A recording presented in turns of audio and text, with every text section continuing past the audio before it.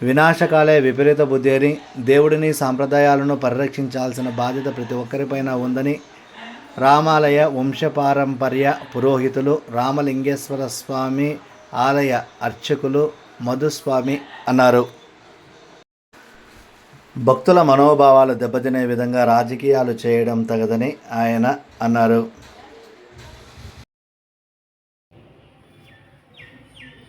ఓం నమ శివాయ, శ్రీమాత్రే నమ. ప్రస్తుతం రాజకీయం చాలా అధ్వాన పరిస్థితిలో తయారైంది. ప్రజలను కన్నబిడ్డల వలె పరిపాలిస్తామని చెప్పుకుంటున్న వ్యాపారం చేసే వారు రాజకీయ రంగు పూసుకొని సమాజం మీద పడి ఎలక్షన్లో గెలిచి వారిని కాపాడవలసిన నాయకులు ఏదో ఒకటి సృష్టించి వారిని బాధ పెట్టే విధంగా తయారవుతుండడం రాబోయే రోజుల్లో ప్రకృతి విపత్తులకు దారితీసే పరిస్థితి నెలకొంది. ప్రస్తుతం ఈ కలియుగంలో వెంకటేశ్వర స్వామి, మహావిష్ణువు అవతారంలో ఉన్న వెంకటేశ్వర స్వామి ప్రసాదంలో ఏదో కల్తీ జరిగిందని ఒక మాటను వ్యాపింపజేసి దానివల్ల ప్రపంచంలోని ఉంటున్న హిందువుల యొక్క మనోభావాన్ని దెబ్బతీసే విధంగా రాజకీయ కుట్ర జరుగుతోందంటే వినాశకాల విపరీత బుద్ధి అన్న చందంగా సమాజం తయారవడం చాలా బాధాకర అంశం. రాజకీయాలు తయారు చేసుకొని వ్యాపారాలు సాగించేవారు రాజకీయ రంగులోకి దిగి వారు 1000-2000 ప్రజలకు భిక్షంలా ఇచ్చి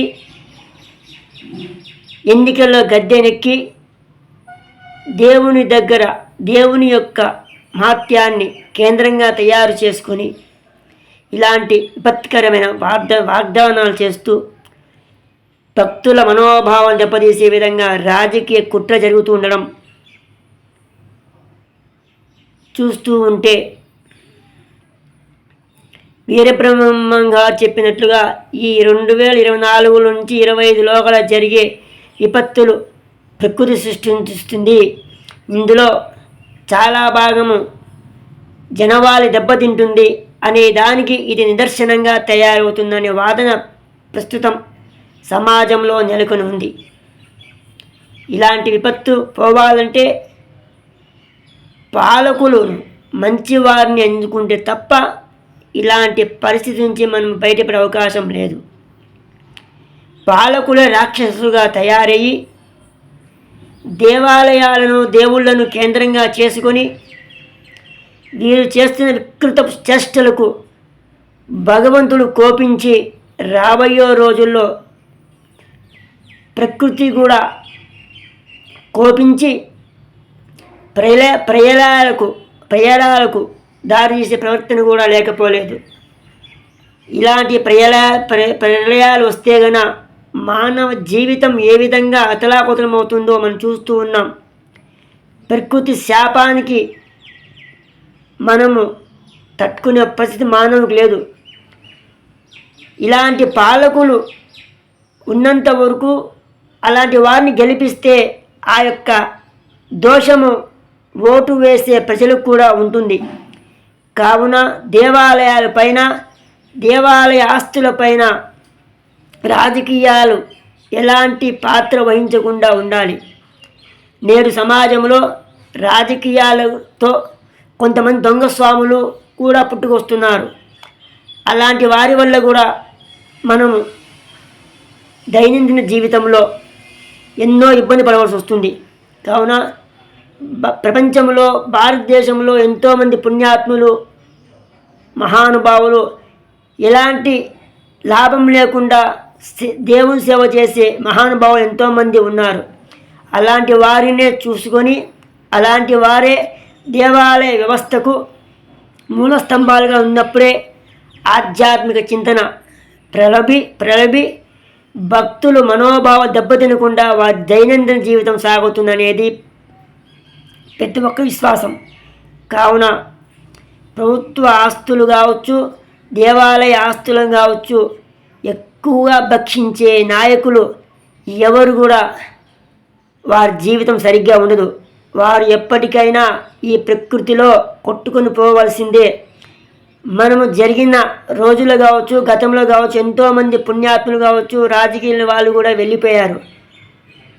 ప్రకృతికి ఎవరైతే విరుద్ధంగా ఉంటూ దైవానికి ఇబ్బంది కలిగించే విధంగా వారి ప్రవర్తన చేస్తూ ఒక ప్రభుత్వం ఉంటే మరొక ప్రభుత్వం పైన విమర్శలు చేయడము, ఆ ప్రభుత్వం పైన ఉన్న ప్రభుత్వం విమర్శలు చేసుకుంటూ పోతే గన రాజకీయ నాయకులు చేసే వికృత చేష్టలకు ప్రకృతి కోపించి ఒక్కసారి ప్రకృతి జూలం వదిలితే గన భూమండలం సర్వనాశనం అవుతుంది. కావున దైవాన్ని కాపాడాలి. మన సంస్కృతి సాంప్రదాయాలను కాపాడాలంటే రాజకీయ నాయకులను పక్కన పెట్టి కేవలం దేవుని మీద విశ్వాసం ఉన్న వారిని మాత్రమే కమిటీలుగా ఎన్నుకొని వారి చేతుల్లో దేవస్థానాలు ఉంచితే ప్రజలు భాగస్వాములు అయ్యి, అది కూడా దైవభక్తిని ప్రజలు మాత్రమే భాగస్వాములు అయితే మన సంస్కృతి సాంప్రదాయాలు బాగుంటాయి. కలియుగం పూర్తిగా అంతం కాకుండా మరికొంతకాలం కలియుగం ఉండి మనం కూడా జీవితం సాఫీగా సాగుకోవచ్చు. అలా చేస్తే తప్ప మనం బాగుపడము అనేది స్పష్టంగా కనిపిస్తుంది.